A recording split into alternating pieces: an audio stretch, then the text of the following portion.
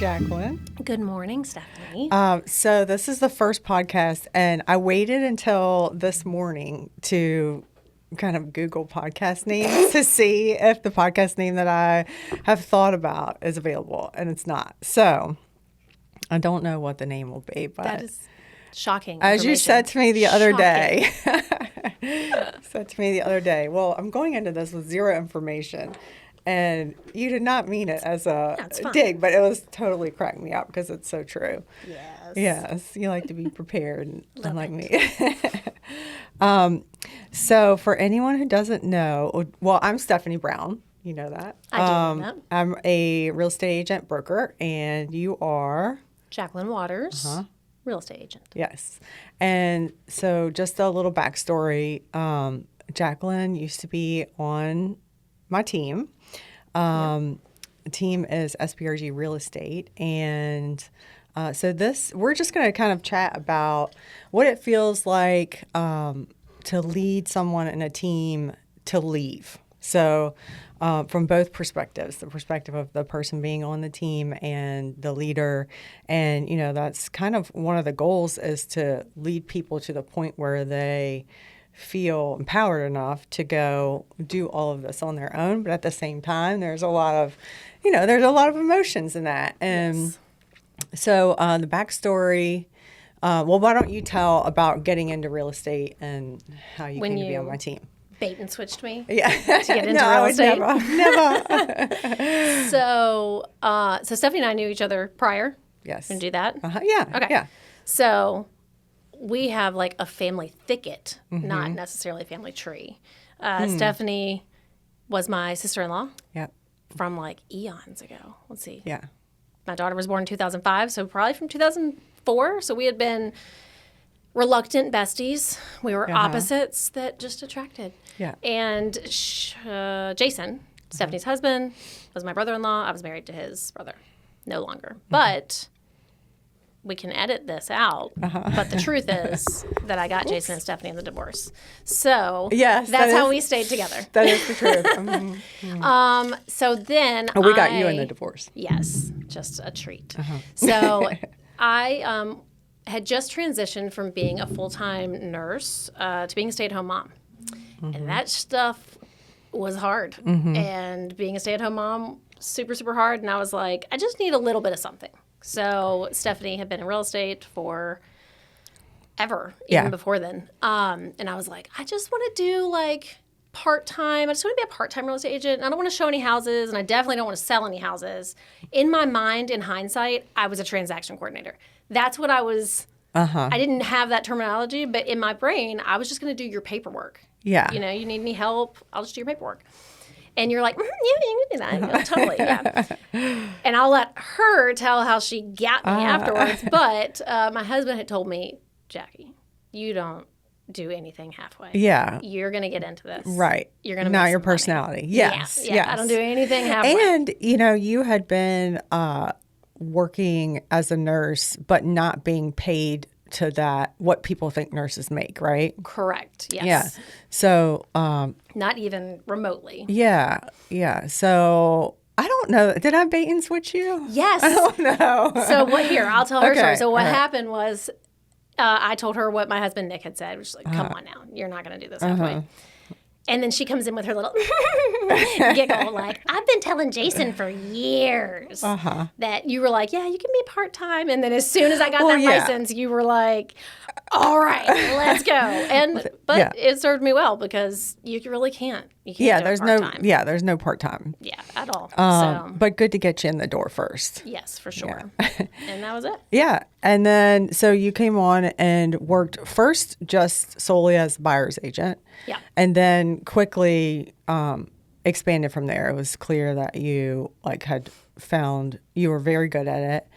And so it was time to sort of upgrade. And then we did bring on another agent after that, Megan, who's still with me now. We did have an agent in between who didn't work out, but yes. Real estate's not for everybody. That's it's okay. not. It's not. But I always say, you were the first to leave, even though we did have someone leave before, but it was... Oh, yeah. that person wasn't all in. That Yeah, person was you got to be like, yeah, it wasn't the first one that was actually like, yeah doing it. Yeah. And so, we were best friends and worked together every day and alongside one another. And you helped me build that team, right, to the point where I got where we were comfortable enough that we felt like we needed to leave the Remax umbrella. Yep. And then maybe you can share a little bit from your perspective of like what it felt like to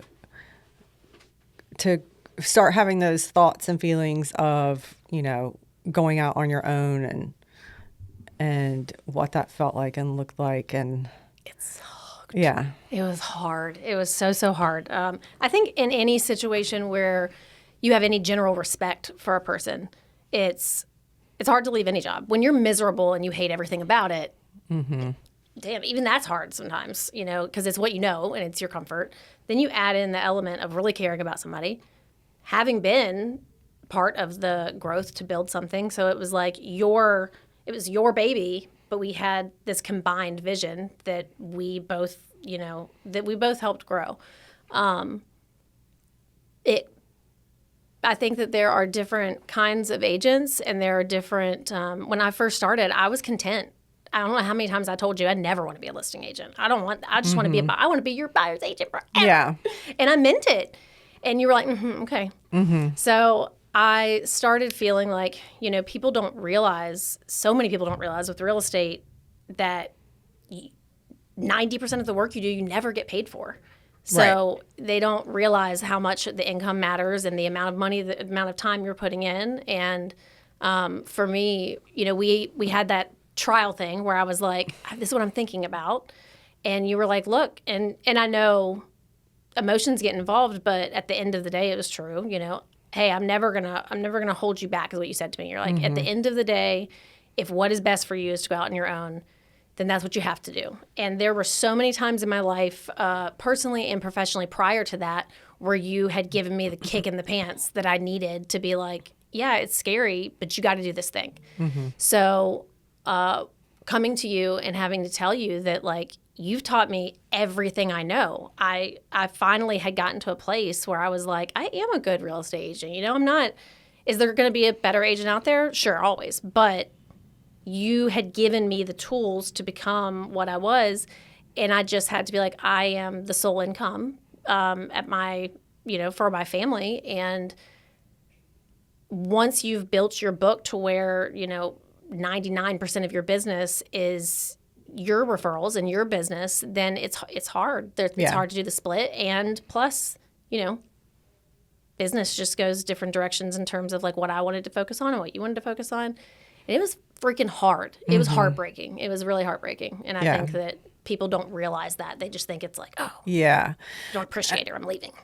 Yeah. And leading up to that talk, where you told me that you were not coming along when we left Remax and would go out onto, and I was going out on my own with our own umbrella and brokerage without Remax. The lead up to that was like, how like if you're dating someone and they start to like ghost you a little bit. We should move in together. They start to ghost you a little bit. You start to get an idea, like you have an instinct that something's going on. And I can't remember exactly what happened, but something happened. I was Marco Poloing you, but you were not Marco Poloing me back. That would have been the biggest red flag. Or either we were and we were texting, but you weren't texting. I could tell like there was a tone, and I was like, something is going on. And it was right before that. And then you texted me, you're like, do you have time to talk tomorrow? Or do you have time to talk on Monday? And I was like, fuck. Which, by the way, is the worst thing. Here we go. If you say we need to talk, that's like the worst. Yeah, we're breaking up. Ugh. Yeah. And it was hard because I was like, I want to be sure. I have to be 100% sure because I can't do this again. Because remember, I had thought about it, like 6 months or maybe the year before I had thought about it.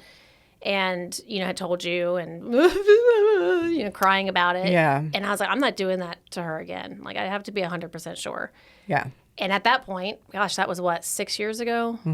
Yeah. I think it was about 6 years ago. Yeah. At that point, I was mature-ish, but I've done a lot of growing, and I'm like, man, you know, in hindsight, you can always like, I could have handled that differently, but yeah, it was hard. It was hard, and I know it, and I know it was hard on you. So Yeah, and when someone leaves your team, especially when there's an element of friendship there, and I think that it's really hard in the years that have passed. You know, I've had people come and go on the team. It's like you just realize that's what happens, and you take it less personally every time, and it's not as it doesn't sting as much. But there are people along the way that you pour into more than just professionally and more than just about real estate. And when they leave, there's a sting. But there has been growth for me as well over the years, that when someone leaves, it doesn't destroy a friendship. But it does, there is still something, I don't think it's from my side, but from people who have left, I don't know, there is still always like it's different. It will always be different. yeah, and we should clarify for people. This is a good space. It wasn't a good space. Well, Like, we it's went been through 6 years, Yeah. and we just started speaking again in December. Yeah. It's It's not not like we were out there like doing smear campaigns. It was No. just like, well, that sucks. And there's a mourning period. And then it's like the awkwardness of like, oh God, I have to go show a Yes. listing. Stephanie had a listing, and I was working with an agent who I was like training, and I was like, you got to put the showing request in. She's not going to approve it, which obviously she's a professional. She wouldn't have like I held would back never her do client, that. but it feels like, oh my God. Yeah, but we knew in the office, we're like, oh, Kevin's, did get that Kevin's offer. making an offer on my listing. We did do that deal together though, but I was like, you got to email her. It's Yeah. So, yeah. And even though it's been that long since we talked, like I think for both of us over those years, we probably healed and did our own growth and had our own growth, and we're over it before Yeah. we started to speak again. And then, I think that's how we said it when we saw each other at the real thing. I was Yeah. like, it's been long enough, right? We're Yeah, good? Okay, yeah. cool. We're good. we're good, right? And we also have the element of family. Yeah. You know, Camden is our niece, Jason's brother's daughter. Yes. My daughter and my Yes. ex-husband's daughter Yes. is their niece. Yes. Yeah. So anyway, and then you threw us an olive branch by inviting us to our graduation party too. So that since then we've started to, you know, chat and banter and all the things. But so what was it like starting out somewhere new, and then, you know, kind of like coming into your own as an individual agent there? So it was terrifying again. I talked to a couple. It's interesting how you'll think that something is going in like a certain path. So I in my mind knew where I was going. Mm-hmm. And I ended up not going there. I had a last minute like, hey, I'm just going to meet with this broker.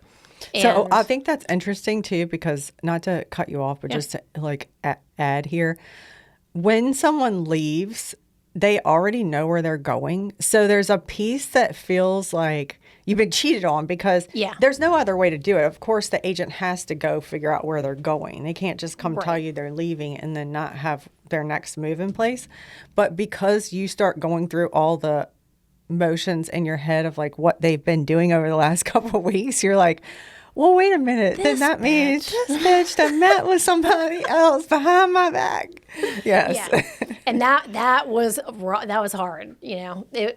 Woe is me, you know. Yeah, but anyway. So it was so hard for me. Yeah. But yeah. So I had in mind where I was going, and then Well, where was that then? I'm not gonna do that because they're in our brokerage now. Oh man.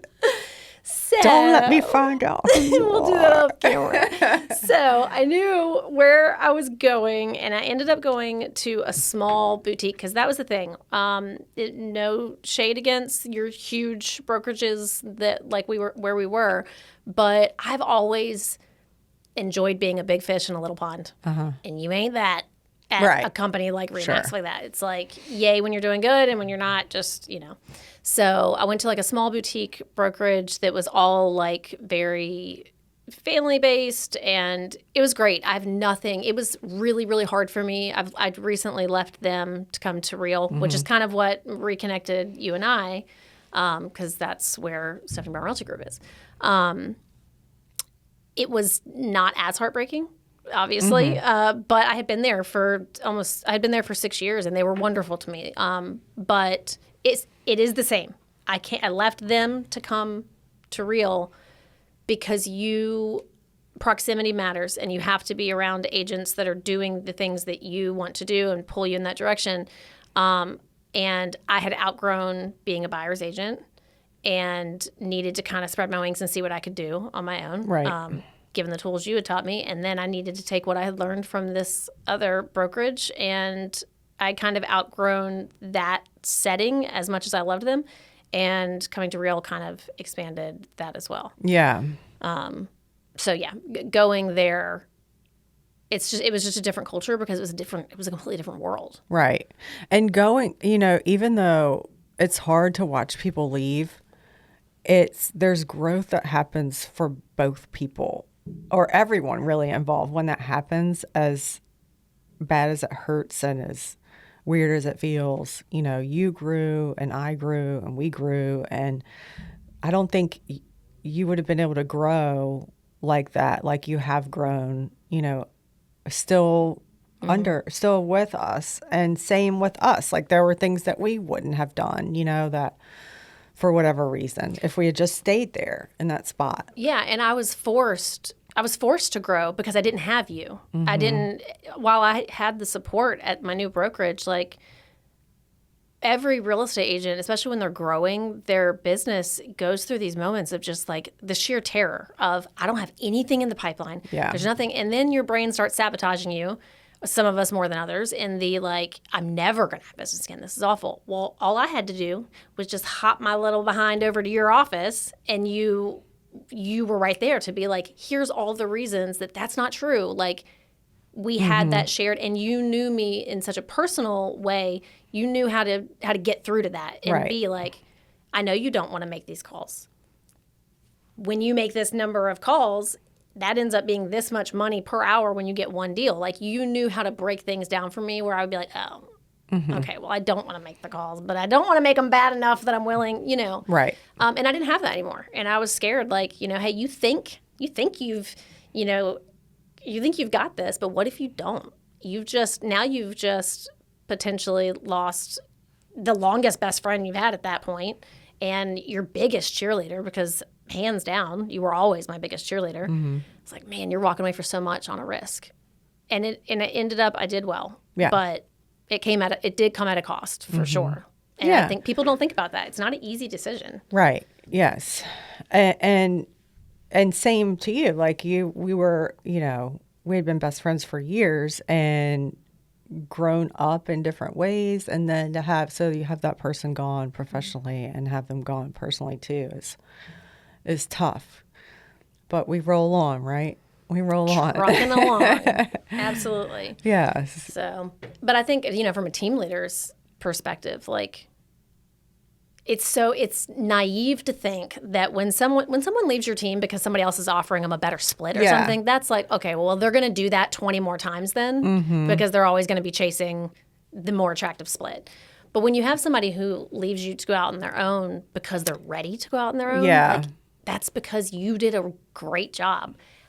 I was naive in thinking that, like, you would be able to, like, really see that at that moment, but you can't because it freaking hurts. Yeah. But well, like, in hindsight, you did. Yeah, and I should have, again, like, that's something that when it happens the first time hits different than when it happens the 30th time.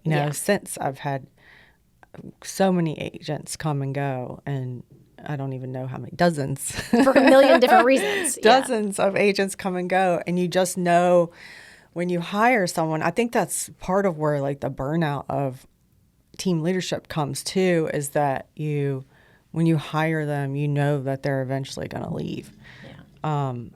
And so you pour into them, and so then you want to pour into them less. And I can only imagine. Like, that's been a fear of mine. I'm like, I don't want to have, obviously teams are great. I think I wish, and this is a controversial thing, everybody hates me for it. I wish agents had to go on a team when they first come out, because you are literally handling people's biggest financial asset, and you don't know nothing. I don't know how they. Out. I don't know. I know. I mean, there weren't teams when I got into real estate. Back in the day, back in the olden days, there were not big teams. Yellow pages. Back in my day, we had to fax. Back in my day, there was no MLS. Pigeon carrier. But literally, and so there weren't teams. So you just you did sink or swim. But yeah, I agree. I'm like, you should just join a team. Yeah. Learn how to do it, and then if you want to jump off on your own. And how do you manage that? Because I think about, okay, well, at the time it was just 3 of us, and that was I was reaching the peak of where I had gotten. And so while I will also say, I don't know what it is now, but it was a generous split for me, on my side. So, but I was your top earning agent at that time, right? And then you lose that. And so Yeah. that's always been I don't ever want to go through that. Because I would have, however good or bad you think you handled it, I would have handled it way worse. Because I would have been it would have been under the covers. Yeah. So that's something that, I think when agents are thinking about starting a team, I wonder if they think about that, because I do. I'm like, what would I do if I, my top earner left? Right. Because you end up becoming accustomed to having that and the emotional side of people leaving. Yeah, I mean, that definitely, it stinks. And when I was saying earlier, we had growth, because I also think that at that time, Megan was the only other agent there, and you leaving allowed space for her to grow in a way that she may not have, or may have taken her longer to, or whatever. But, it was just one of those things for her that was and she's become a great agent. Yeah, she's phenomenal. And she just had an opportunity then to have a moment of growth for herself too, which is cool to see. So I think that, when that does happen, someone else steps into that spot, or, people who have teams, they have a mentality of always recruiting, which I've gotten out of in the last couple of years, because it is kind of grueling. Easy come, easy go. Yeah. Yeah. Yeah. If you can pull somebody from another team constantly, again, they're gonna chase the next. And you know when you meet someone, you can kind of tell whether or not they have what it takes. And just to be quite honest, not very many people do. No, I mean, there's a reason that most agents fail in their first 2 years, 4 years. Yeah, it's a very high percentage. And then I keep seeing percentages this year too, so we'll see what happens. But we have, I think, 7,000 agents in Richmond, and we probably need to get back to 4,000 or so. Oh, 4,000. It's saturated, 4 or 5, give or take. Yeah, it is very, because real estate's easy money. Right? Yeah. So easy. Yeah. No nervous breakdowns. Last year, the average agent in Richmond sold 4 houses the whole year. So it's just, it's not always what it looks like from the outside. The public knew that. I know. And that it doesn't matter if you still have your original Yellow Pages MLS. Mm-hmm. If you're still asking me to fax you something. Oh man, that's the worst. Talk about this. I know. I think all the time about too. I had 2 very influential mentors in my real estate journey as well. One was my first manager, Ken Carroll from Century 21 Old Richmond. Century 21. Yes, on Parham Road. And Parham. On Parham Road. And he was very influential and very and I left him. I worked for him twice, and both times that I left him, it was so shitty. I packed up in the middle of the night. God. I know, terrible. He's where'd you go? And same with my other person that I always think about is Jeff Tuck who was option 1, and he hired me at Home Bites a million years ago. Was that a cold calling one? It was the first internet real estate company that was licensed in all 50 states. It was before the .com boom. What year was that? Oh gosh, I don't know. What year was that? 2002? 2000? I don't know. I haven't No, graduated 2000. high school I don't know. in 2002. I was still in high school. Well, it was a very long time ago. Anyway, same thing when I left. So I wish I had done that differently too, but they both forgave me. Yes. I think one of them has forgiven me. I don't know if the other one has, but we should call them. just be like, hey, so you're on a podcast right now. I want to get your input. One of them probably wouldn't pick up, but the other one might. Lord. I know. Well, I think that we're coming up on a half an hour already. Time flies. And it does. Time flies when you're having fun. So anyway, I really appreciate you coming on and chatting about what it felt like from your point of view, and we've come a long way, haven't we? Have. Yeah. Yeah. We're just two old ladies. No, I'm just kidding. I'm old. Stephanie was younger than me forever. Just one old lady. It is me. I've been old since I was like 4. So. Yeah. Well, glad to be back in business with you at Real. Same. And yeah, I appreciate you coming on here and being willing to jump in without any explanation, preparation. no agenda, no prep, Y'all or don't anything. know. That was just gross. an address. Meet me here at 10 a.m. That was growth for me. That was. You did great. All right. Thanks, Jackie. Absolutely. Bye.